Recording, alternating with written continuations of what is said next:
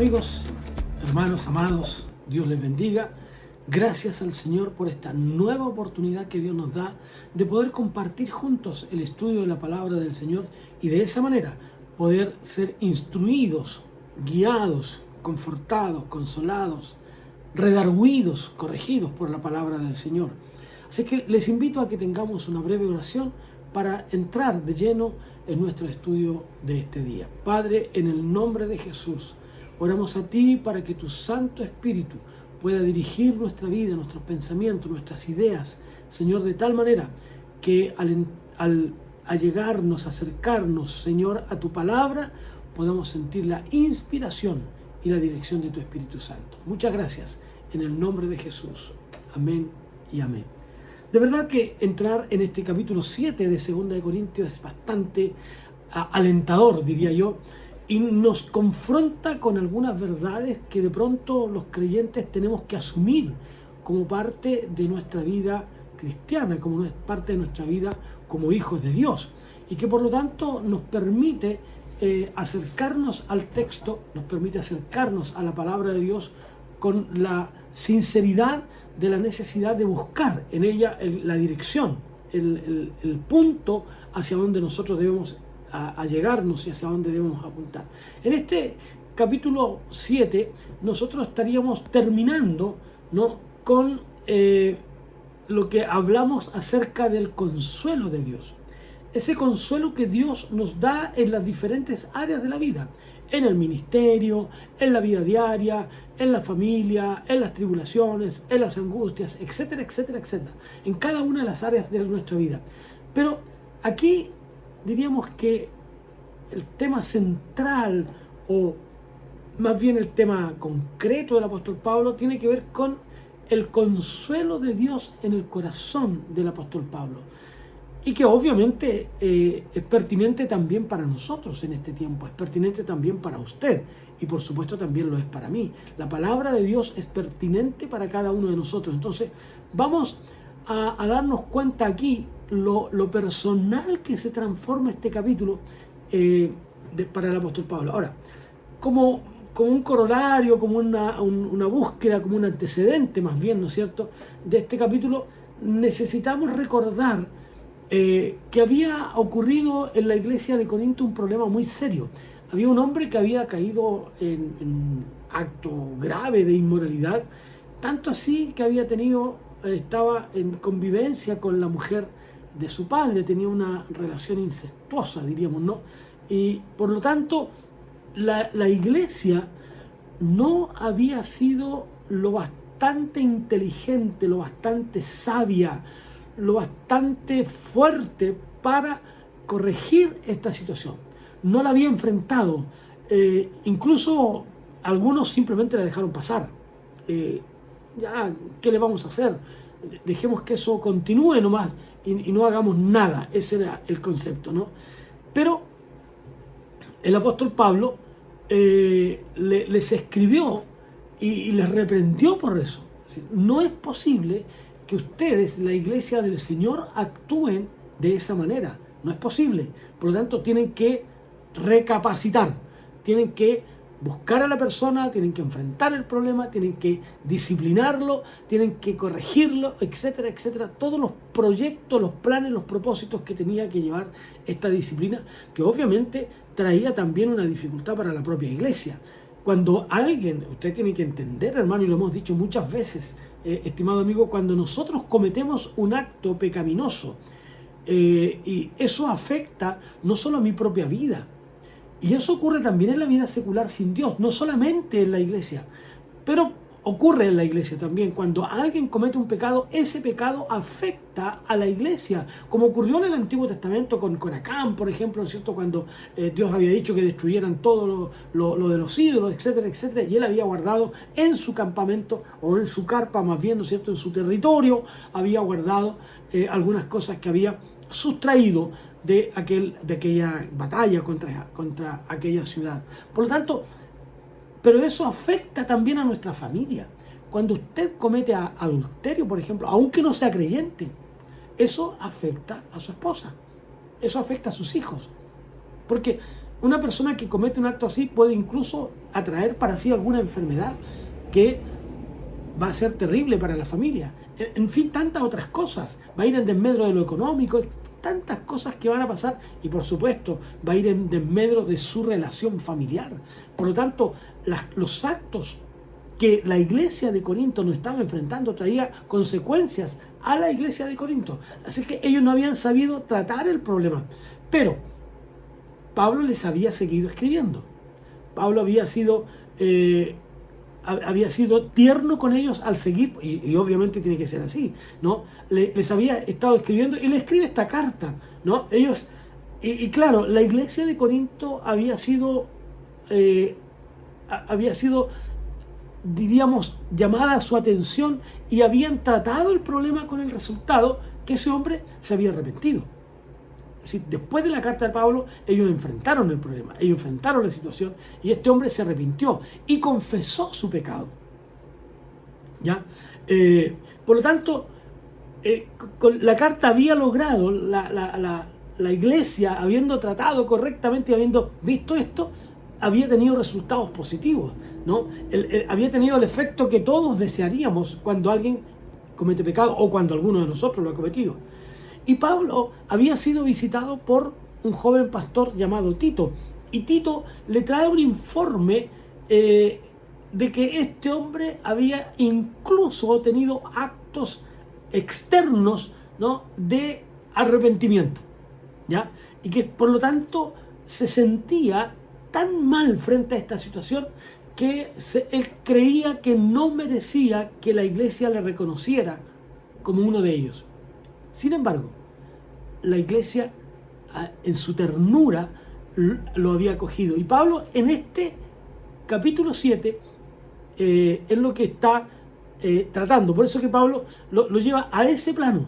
Fíjese, así que dice el texto bíblico: así que, amados, puesto que tenemos tales promesas, limpiémonos de toda contaminación de cuerpo y de espíritu, perfeccionando la santidad en el temor de Dios. Entonces la pregunta que surge aquí es: ¿de qué promesa estaba hablando Pablo? Dios había dicho que si nosotros obedecemos, ¿no?, Él sería siempre para nosotros un Padre perdonador, un Padre justo, y nosotros seríamos para Él tratados como siempre, como hijos e hijas, ¿no? Y que Él nos trataría, nos mantendría en esa relación fraterna, ¿no? Esa era la promesa que Dios había dicho: si ustedes me obedecen, si ustedes hacen lo que yo les mando, entonces les voy a tratar como a hijos, ¿ya?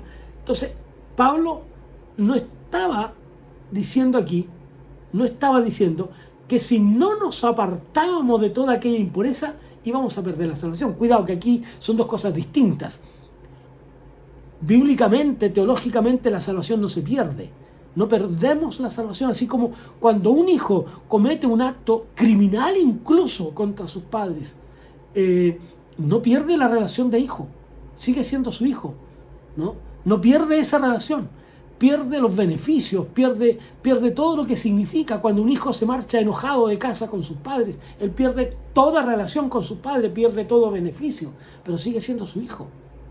Ahora, cuando nosotros nos hemos arrepentido y hemos confesado a Jesús nuestro pecado, y lamentablemente en el camino cometemos pecado, seguimos siendo hijos de Dios, pero estamos alejados de Dios, de la gracia de Dios, del amor de Dios. No disfrutamos su compañía, no disfrutamos su ternura, no disfrutamos su palabra. Pero cuando nosotros nos arrepentimos, entonces volvemos a ser tratados como Él. Entonces, esa era la promesa que Pablo está recordando. Esa es la promesa que está diciendo, que si nosotros no nos apartamos, vamos a recibir eso. Pero no está diciendo que si nosotros no nos apartábamos de aquello, uno puede perder su salvación. Así es que volvernos. Muchos de nosotros entendemos esa experiencia maravillosa que tenemos en Dios, porque a veces nos perdemos aquello. El creyente pierde, ¿no es cierto?, la experiencia de convivencia con un Padre maravilloso como es Dios, simplemente porque no le da la oportunidad a Dios de serlo. Y Él quiere serlo. Ahora, ¿cómo podemos cambiar esto? ¿Cómo podemos darlo vuelta? ¿No? Bueno, Pablo dice en este texto: así que, amados, puesto que tenemos tales promesas, limpiémonos de toda contaminación del cuerpo y del espíritu. Limpiémonos de toda contaminación de cuerpo y de espíritu. Ahora, la pregunta que surge es: ¿cómo podemos purificarnos? ¿Qué tenemos que hacer? Y ahí es donde los seres humanos han equivocado los caminos. Han equivocado el sendero, han equivocado las formas, y muchos lo hacen, por ejemplo, lacerándose el cuerpo, dándose de latigazos, o golpeándose el pecho, o haciendo cosas que no tienen que ver con eso, que no son actos que tengamos que hacer.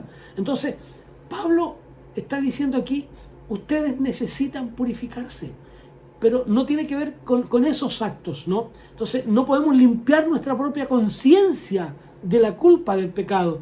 Somos culpables. En nuestra conciencia hay una culpabilidad del pecado. No podemos borrar la mancha, ¿no? No podemos borrar la mancha de nuestra conciencia culpable. Allí está, y el diablo está constantemente llamándonos a nosotros. No podemos sacar aquello, pero Dios, hermanos míos, Dios, por la obra redentora de Jesús, ha hecho eso posible. Quitarnos. El derramamiento de la sangre de Jesucristo en la cruz del Calvario ha hecho posible que la mancha del pecado que había en usted sea eliminada. Y por lo tanto, Dios le trata ahora como a hijo. Eso es lo grandioso. Eso es lo extraordinario, eso es lo maravilloso. Entonces, después de haber sido limpiados por la sangre de Cristo, nuestro corazón, ¿no? Nuestros corazones necesitan esa limpieza también de la contaminación diaria. Cuando recibimos esa palabra de Dios por la fe, cuando actuamos en base a esa palabra, somos limpiados de toda contaminación del cuerpo y del espíritu. Por eso que es importante la lectura de la palabra del Señor. En la oración de Jesús, en el huerto de Getsemaní, el capítulo 17 de Juan nos registra y dice: santifícalos en tu verdad. Tu palabra es verdad. Santifícalos en tu verdad. Tu palabra es verdad. La mejor forma de limpiar nuestra vida es la palabra de Dios. Porque la palabra de Dios nos enfrenta con nuestra propia realidad. Porque la palabra de Dios nos enfrenta con nuestra vida de pecado. Porque la palabra de Dios nos muestra como en un espejo cómo somos. Cuando usted se mira frente a un espejo, usted ve la imagen que es nomás. No hay otra.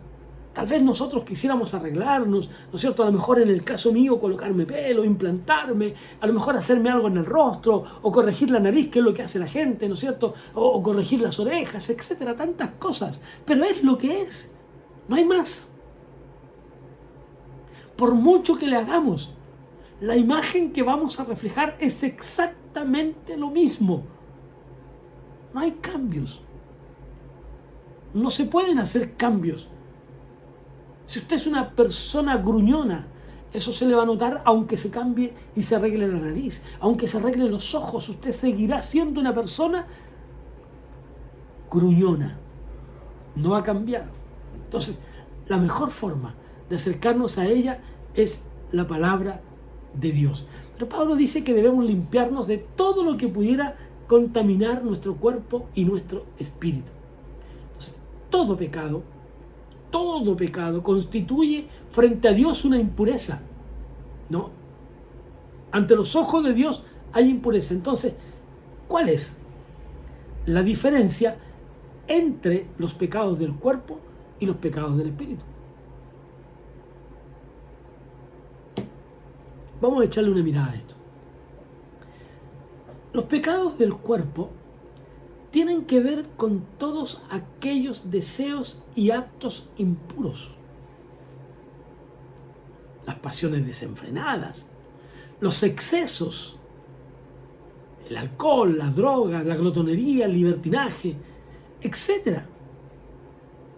Todo eso que afecta hasta nuestro cuerpo. Y fíjese que ahí tenemos que tener cuidado. Dice la palabra de Dios, dice que la glotonería es un pecado, ¿no? La Biblia dice que nuestro cuerpo es templo del Espíritu Santo, entonces debemos cuidarnos en nuestra salud, tomar nuestros remedios si estamos físicamente no bien, producto de alguna enfermedad. Tenemos que tratar de hacerlo mejor porque en este lugar, en este cuerpo, habita el Espíritu de Dios. Entonces, estos pecados contra el cuerpo son aquellos que tienen que ver con la naturaleza humana, ¿no? Todas aquellas cuestiones impuras. Por ejemplo, el alcoholismo. El daño que puede causar el alcoholismo en una sociedad. Hermanos, las sociedades se empobrecen, las familias se empobrecen a causa del alcohol. Hay padres que violan a sus hijas, hay padres que violan a sus hijos, a sus mujeres, esposos que violan a sus mujeres a causa del alcohol. Hay hombres que cometen asesinatos, crímenes, por causa del alcohol. En fin, el hombre se degrada físicamente, se degenera y se degrada de tal magnitud que pierde incluso su valor humano. Ahora, aquí no estamos diciendo, y tengamos cuidado con eso, Pablo no está diciendo que usted no, y yo no estoy diciendo que usted no pueda, a lo mejor si usted lo desea así, o porque el médico se lo recetó, tomar un poco de vino. Pero mire, un poco de vino, no mucho vino, un poco. De tal manera que eso no entorpezca su cuerpo, que no entorpezca su mente, que no entorpezca su vida, que no lo degrade. Los efectos del alcohol existen. Es realmente alarmante. Hermanos, en nuestra juventud en Chile es alarmante. Los jóvenes ya no tienen reparo de nada, beben en cualquier lugar. Las drogas, otro ejemplo del pecado son las drogas. Todo exceso, las drogas son siempre una cuestión nefasta. Es cierto que hay drogas que son recetadas por los médicos para un tratamiento especial, con algún propósito especial. Pero cuando estamos hablando de drogas que nebulizan al hombre, que lo entorpecen, que lo hacen perder su noción de vida, lo llevará a cometer actos impuros contra su propia persona, atentar contra él mismo, ¿no? Como dije, nuestros jóvenes están siendo llevados por las drogas a cualquier lugar, por lo mismo que es posible meter en sus mentes cualquier cosa impura. Otro ejemplo tiene que ver, por ejemplo, hoy día con valga la redundancia, ¿no? Hoy día con el tema de la pornografía, que exalta, ¿no? El cuerpo y el sexo. Pero cuidado, porque eso en realidad lo que hace es degradar a las personas. Rebaja la dignidad humana. Usted puede ver que hay publicidades que todo tiene que ver con ensalzar el cuerpo y el sexo. Entonces, estos son ejemplos nomás de pecados del cuerpo y su efecto destructivo en la vida de la persona, de la sociedad, de la familia, ¿no? Pecados que no solo afectan tu propio cuerpo, sino que afectan directa e indirectamente a la sociedad en la que nosotros vivimos y también a la familia en la que nosotros estamos insertos. No importa si no estás casado, afecta a tus padres, a tus hermanos, afecta a la familia. Entonces, si un cristiano se deja arrastrar, si un creyente se deja arrastrar por estos pecados, entonces Dios no le puede tratar como un padre, porque se aleja de Dios.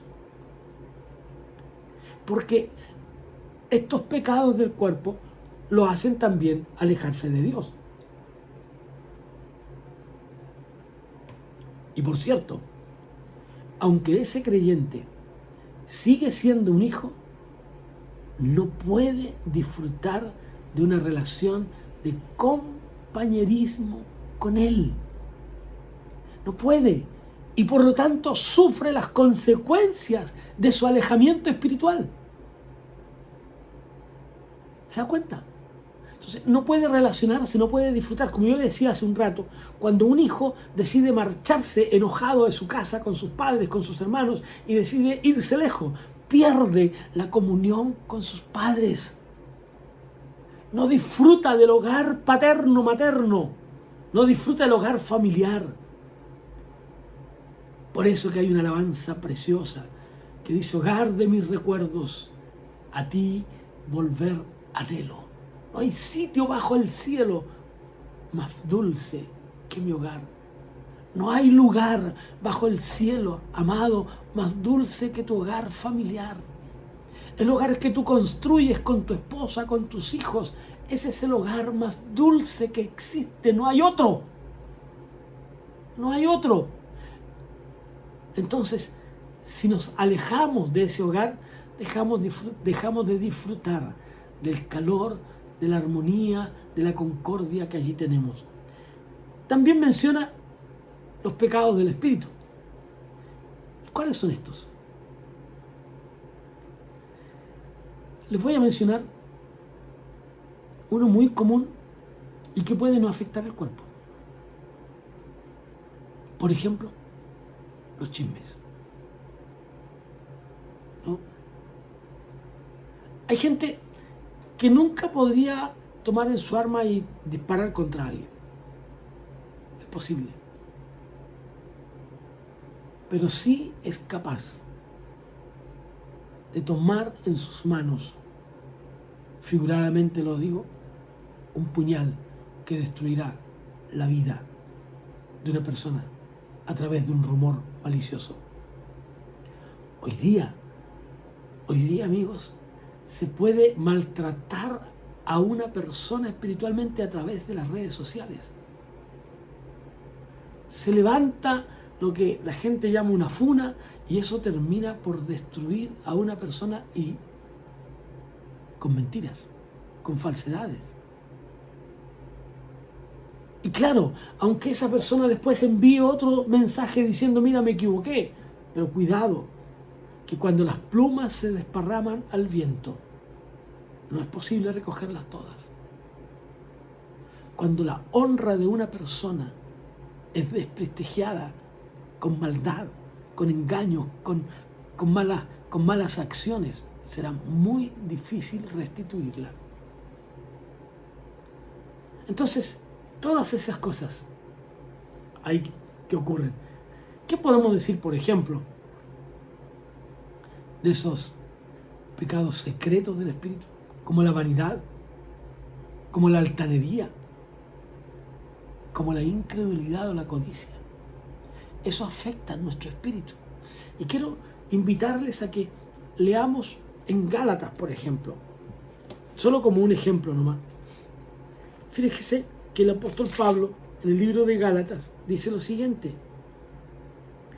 Dice que las obras de la carne, dice, pero el deseo de la carne es contra el espíritu, y el del espíritu contra la carne, pero si sois guiados, dice, por el espíritu de Dios estáis bajo la ley. Luego dice, manifiestas son las obras de la carne, que son adulterio, fornicación, inmundicia, lascivia, idolatría, hechicería, enemistades, pleitos, celos, ira, contienda, decisiones, herejías, envidia, borracheras, orgías.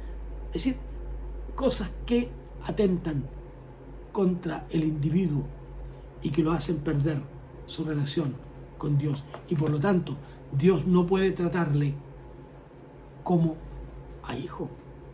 No puede vivir esta relación con Dios. Pablo entonces dice, limpiémonos de toda contaminación del cuerpo y del espíritu. Por eso que la palabra de Dios nos dice en los evangelios, si tu mano te es ocasión de caer, córtala. No significa literalmente, si su mano lo lleva a usted a robar, por ejemplo, sáquela de ahí, apártese de ahí. Si tu ojo te es ocasión de caer, apártalo. Córtalo, dice el texto, pero en realidad es aparta tu mirada, vuelca tu mirada hacia otro lado. No sigas en eso, porque terminarás por ceder a la tentación del pecado y de la maldad. El escritor a los Hebreos dice: haced sendas estrechas para vuestros pies, para que la pierna coja no se descoyunte, sino que se sane. Sí, amigo, puedes estar enfermo, podemos estar enfermos, y sí podemos estar mirando hacia el lugar equivocado, y sí podemos estar usando nuestra mano para algo equivocado, para maltratar, para robar, para matar a alguien, para hacer cualquier cosa con ella. Sí podemos estar haciéndolo, pero sácala de ahí, córtala, apártala de ahí y santifica tu cuerpo para el Señor, ¿no? Cristo es mi justicia. Él es tu santidad, Él es mi santidad. Dios nos dice que no tiene que haber tanta diferencia porque Él quiere que vivamos una vida de santidad. Creo que no vamos a alcanzar a terminar hoy día este capítulo o este apartado, pero por lo menos vayamos avanzando un poco más. Admitirnos a nadie agraviado, a nadie hemos corrompido, a nadie hemos engañado. Pablo les aseguró que no habían hecho daño ni engañado a nadie. Cuando Pablo le está diciendo a ustedes, cuando actuaron de esa manera, sacando a ese hombre de ahí para que se arrepienta, capítulo de los primeros capítulos de Primera de Corintios, capítulo 5, no actuaron mal, no engañaron a nadie, actúen con corrección, actúen con verdad. Cuando nosotros pedimos algo en razón de algún proyecto, hagamos las cosas de acuerdo a esa forma en que nosotros se nos hemos planteado. Actuemos con transparencia. No engañemos. No andemos por la vida engañando a las personas. Seamos sabios. Seamos prudentes. Pablo dice: no lo digo para condenarles, pues ya he dicho antes que estáis en nuestro corazón para morir y para vivir con nosotros. Pablo ama profundamente a estos hermanos de Corinto. Ellos estaban siempre en su corazón. Los amaba. Y él dice: mucha franqueza tengo con vosotros, mucho me enorgullezco con respecto de vosotros, estoy lleno de consuelo y sobreabundo de gozo en medio de toda nuestra aflicción. Pablo no solo le consoló el hecho, sino que la acción de estos hermanos lo trajo a él, le produjo un gran gozo. Lo habían escuchado, habían atendido al ruego que él les había planteado en cuanto a esa persona, en cuanto a otros actos de la iglesia. Pablo dice: es verdad, eso al principio les va a producir dolor. Sacar a alguien es como sacar una rama de un árbol. El árbol sufre, pero luego sus hojas también florecen. Sus ramas crecen fuertes porque se ha cortado una rama que está enferma. Pablo, en los versículos 5 al 9, y con esto voy a terminar, les relata cuál es su razón del por qué está contento. Dice: cuando vinimos a Macedonia, versículos 5 al 9, capítulo 7. Ciertamente ningún reposo tuvo nuestro cuerpo, sino que en todo fuimos atribulados, de fuera conflicto, y de dentro temores. Pero Dios, que consuela a los deprimidos, nos consoló con la llegada de Tito, y no solo con su llegada, sino también con el consuelo con que él había sido consolado en cuanto a ustedes, haciéndonos saber vuestro gran afecto, vuestro llanto y vuestra preocupación por mí, de manera que me regocijé aún más. Aunque os entristecí con la carta, no me pesa, pero sí lo lamenté entonces, pues veo que aquella carta os entristeció por algún tiempo. Ahora me gozo, no porque hayáis sido entristecidos, sino porque fuisteis entristecidos para arrepentimiento, porque habéis sido entristecidos según la voluntad de Dios, para que ninguna pérdida padecierais por nuestra parte. Para Pablo no había sido fácil escribir a los hermanos que había que sacar a aquella persona, que había que reprenderlo, que había que corregirlo, eso a Pablo no le producía alegría, eso le produjo gozo, eso le produjo dolor, eso le produjo tristeza. Y él dice, a ustedes también. Es verdad que con mi propuesta, con mi decisión, con lo que les aconsejé, con lo que les orienté, les produje tristeza. Pero es cierto, fui duro. Pero Pablo dice, esto me produjo gozo, porque el resultado ha sido maravilloso. Porque esa persona, y tal vez otros que no nos dice el texto, se arrepintieron, se convirtieron de nuevo, volvieron su mirada a Jesús, volvieron sus ojos al autor y consumador de la fe.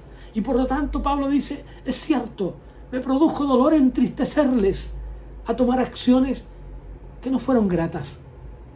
Y muchas veces, amigos, tenemos que tomar decisiones que no son gratas, a veces con nuestros hijos. Tenemos que tomar decisiones que parecieran ser tan duras, pero no es menos cierto que luego nos gozamos cuando ellos, al hablar, cuando son adultos, dicen, gracias a Dios por mis padres, porque ellos me enseñaron a actuar de una manera correcta. Entonces Pablo estaba allí. Cuando Tito fue hasta él, Tito le dice, ¿sabes qué, Pablo? La iglesia está mejor. Los hermanos que estaban en pecado se arrepintieron. Y Pablo dice, eso ahora a mí me produjo gozo. Eso me produjo consuelo. Eso me produjo alegría. Eso me produjo bendición en mi vida. Y hermano, así debe ser hoy también. Tener que ejercer una disciplina sobre alguien debe producir en nuestra vida tristeza. Pero después también tenemos que regocijarnos cuando se ha vuelto al camino. Como Pablo nos dice, ¿no? Tito le informó y le dice, Pablo, las cosas han cambiado. La iglesia está distinta, porque aunque tuvo dolor al corregir, hoy está contenta porque la corrección resultó en bendición. Así debe ser también hoy en tu vida. La palabra de Dios te enfrentará y dirá como en los profetas, producirá al principio amargura, dolor. Dice que cuando comí el libro, dice, ¿no? Eso me produjo dolor, era amargo. Pero luego dice, fue dulce. Así debe ser la palabra de Dios. Es cierto, te produce tristeza cuando te enfrenta con tu verdad y con tu pecado, y con mi verdad y con mi pecado. Y eso produce tristeza, dolor, porque no disfruto de la gracia, del amor de Dios. Pero luego esa palabra que queda grabada en nuestra mente y que trabaja con nosotros y que sigue trabajando en nosotros, nos lleva al arrepentimiento, nos lleva a la reconciliación con Dios. Y eso produce más tarde gozo, alegría y bendición. Somos nuevas criaturas. Comenzamos una nueva relación con Dios. Y eso trae gozo. Eso trae bendición. Eso bendecirá a tu país. Eso bendecirá a tu familia. Eso bendecirá a tu vida. Eso bendecirá a tu esposa, a tu esposo. Eso bendecirá a tus hijos. Eso bendecirá a tu ciudad. Eso bendecirá a nuestra nación. Porque la palabra de Dios, como dice el apóstol Pablo, es útil para instruir, para corregir.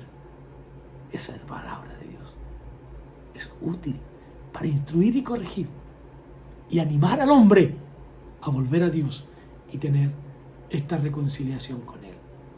Amigos y hermanos, continuaremos la próxima semana. Damos gracias a Dios por esta palabra.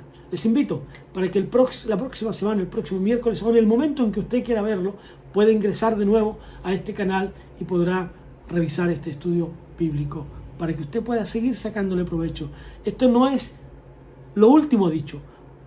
Yo le motivo a que usted continúe en su propio estudio, en su dedicación personal, que este estudio pueda motivarle a seguir buscando en la palabra de Dios el consejo del Señor para usted. Dios tiene mucho todavía que entregarle. Que Dios les bendiga.